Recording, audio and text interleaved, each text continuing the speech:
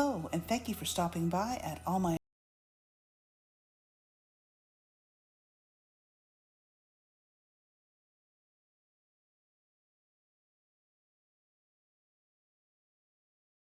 one uh, with the intention of putting it in different directions, but I never did end up doing that. It is a 12-inch by 12-inch stencil and very good for this size page. This week's page is an 11 by 14 Canson, and it's the mixed media paper, 98 pounds. I do prefer, now that I've used both, the watercolor paper. It's a lot heavier.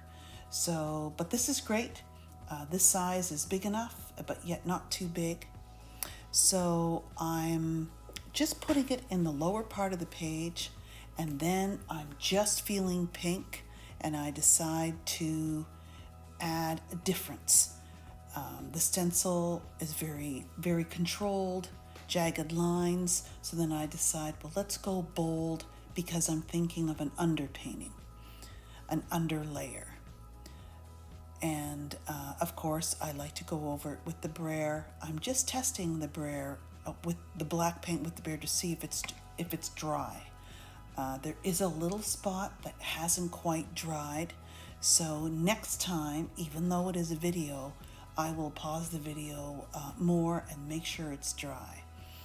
You'll see a little surprise that you'll find very funny in this video. I finally get my hair dryer out and find a plug that's close enough to my workstation. So this is, I believe, primary yellow. It is a golden fluid and very transparent, and I'm just going bold. I'm just trying to just start with different colors. These are very different colors for me, and I feel okay with them in the beginning because I know that they'll end up being covered in some form. So I think I'm deciding on what I'm doing next, of course.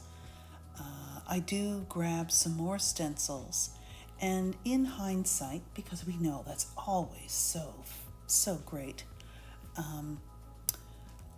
I will probably stencil on paper first and then add it in different directions, or use the Titan Buff or another undercoating first before I use the tree stencil. And here you can see that I'm pushing it back by adding a thin layer of titanium white Liquitex. I know I make a mistake in that upper left-hand side. It's not quite dry when I go to do something with the brush. The brayer doesn't affect it, but I like how it's pushing back. So in future videos that are going to be coming up right after this, I'm going to continue to explore using different layers, how to use them, different orders, stencils, stamping, and in different combinations and color combinations. I think my next step after this will be a more monochromatic color palettes. I can't wait to get those going. So I'm thinking of just black and white, and I'm not liking the dots. I'm not liking that. It's just not sitting with me. I've done so many dots in the of earth and sky, and I just want to do something different. Now, here's the jagged line. This is the stencil that I'm referring to that I wish I put on paper first and then maybe added a little bit. White on black and black on white. These are these curly lines. I was going to use black and then decided to go more dynamic, knowing that these layers are going to be covered up or veiled in some manner. So why not have some bright color texture underneath? In retrospect now, I think I might have wanted to go with Titan Buff or more neutral value closer to white. But, uh, when you're grabbing stuff intuitively, this, this, this, this is what happens. So you just sort of go with it.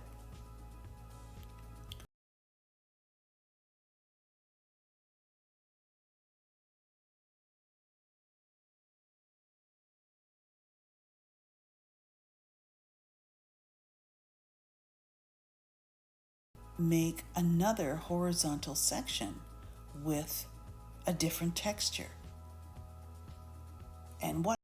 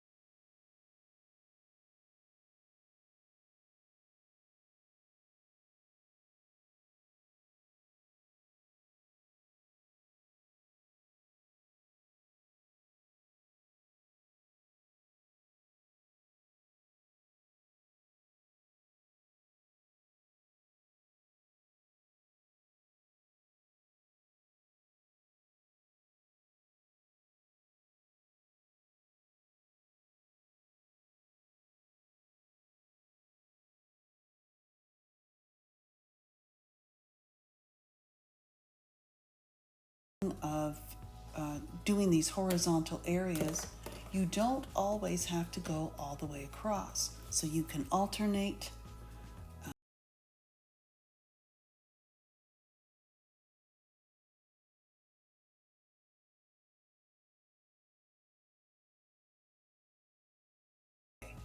It just wanted to go that way, and that's fine. So I'm playing with that rectangular piece and moving it around. It's not finding a spot because it's too similar to the longer one that I just put there. And I don't want to put any more orange down there. It just would be too much. Too much. So I end up finding neutral. Titan Buff, I think the Titan Buff stripes that I applied on tissue paper, you'll see that in a minute, as I'm putting some more Titan Buff, carrying what was on that little center piece in the middle across. And this page, I just take the edges with a, I think, 1/2 inch acid-free white masking tape so you can't see it that well. And then, of course, use the green so the coils on the left didn't get all paint all over them. Just trying to keep the book or the sketch pad in the end nice and clean. And I'm looking for a neutral piece, but I'm not liking the higher contrast here. And so I'm thinking about carrying a similar shape, but I'm not liking it. I don't like it because it's too literal. It looks like a hill. So I really don't like that in abstract. And they end up, people, or, symbol for humanity or whoever, it just seemed to go. And I think I used it more for its color. So, not choosing the butterfly just because there's just too much of that. And that's not how I roll. Sometimes I use that same series of butterfly, especially in my time traveler. If you checked out my website, it is a 12 by 12 gallery wrap canvas. I think I showed some pictures of it. You can check that out in my shop. So here's the piece here. And I'm loving it, and I was hoping that it would get transparent enough once I added the heavy gloss medium, and it did. And I have the piece in front of me now. I thought, well, let's have it in front of me now while I'm talking about my process, and I still really like it. So I'm debating with myself, should I? And I thought, yep. It just that singular circle, the possibilities of its meaning and symbolism are very open, and that's why I like it. Using a lot of circles, never used to use circles. I don't know, it's just one of those things. So I'm going to be more aware of the shapes I choose. Yes, circles, but maybe adding some other curves or arches or half circles. So here's this natural, I love this stuff. I hope I can find some more. It's just a natural colored tissue paper, and it's just the regular tissue paper, not the deli or the artist tissue paper, which I'm in the middle of ordering from Amazon. And it just needed an anchoring. So,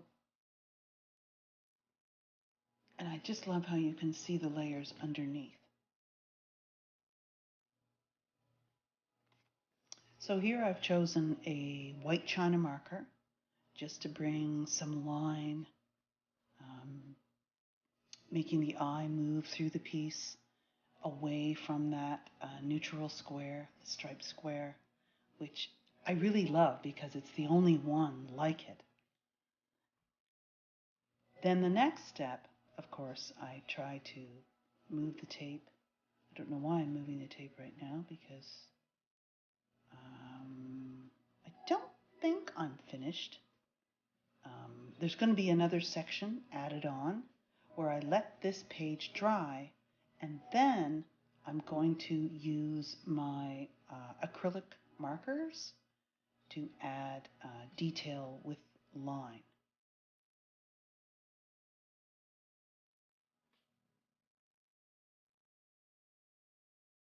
So right there I go, that's it. I've had enough of this tearing. I'm going to go get my hair dryer.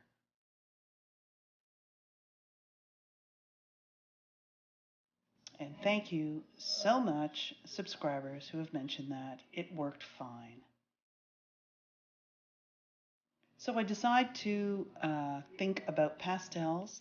I don't know. I just don't like either it was the color or the texture that the pastels make, and I like the Posca markers way better. So as you can see, I'm just taking out a few more saturated orange, a lighter one, the blues, and I'm just going to add my dash lines, things that I'm comfortable with, and a little bit of yellow. And the first place I think of the yellow, of course, is near the yellow, so I can have subtlety.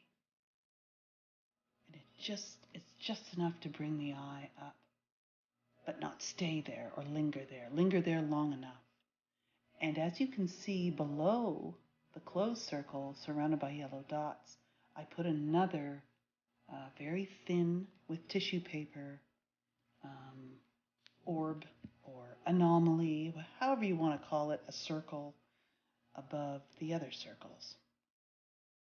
And I just love horizontal dashed lines, vertical dashed lines. There, it just found its place right there. I was going to overlap it on the white and black square, but it just was too eye-catching. And then, of course, my vertical black dashes, which at first I leave right there, and then there's an open area below them that I chose to leave at this point. And with my black China marker, I'm just making just natural organic lines to bring the eye out of that area, down, across, from right to left. And I love my text that I put in. That piece of paper, of course, is print dyed in coffee, and it has a beautiful, natural, neutral look, value to it. The white Posca marker isn't as saturated as it should be, so I attempted to make some lines on the rice paper, a little piece at the very bottom, but you can just see it enough, so I really like the subtlety. And this is a very rich blue that I'm putting with or where there's manganese blue, also to bring the eye around. And then I'm using the white China marker on the top because it's a much lighter value. If I use black, of course, it wouldn't work. And I think we are at the end of this 11 by 14, which would be slightly smaller now, page. I hope you enjoyed this abstract landscape, and I'll see you in the next video. Don't forget to subscribe and like.